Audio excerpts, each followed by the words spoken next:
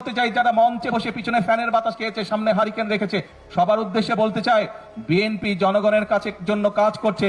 বিএনপির পরিকল্পনা রয়েছে জনগণের জন্য, কিভাবে আমরা জনগণের এই জ্বালানি সমস্যার সমাধান করব।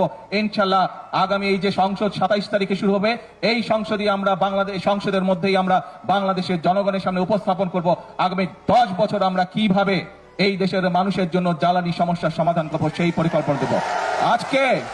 আজকে এই সকল রাজনৈতিক দলকে পরিষ্কারভাবে আমি বলতে চাই, আপনারা যদি মনে করেন অতই জনগণের প্রতি আপনাদের দায়িত্ব আছে, তাহলে আপনাদের পরিকল্পনা নিয়ে আসুন জনগণের সামনে।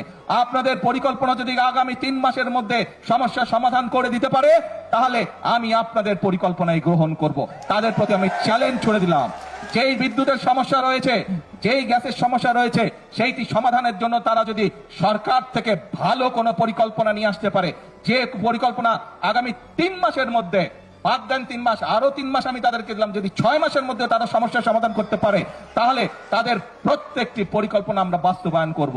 আর যদি তারা শুধুমাত্র জনগণকে বিভ্রান্ত করার জন্য, দেশকে বিভ্রান্ত করার জন্য এইসব কথা তারা বলে থাকে, তাহলে অবশ্যই তাদেরকে জনগণের কাছে ক্ষমা চাইতে হবে।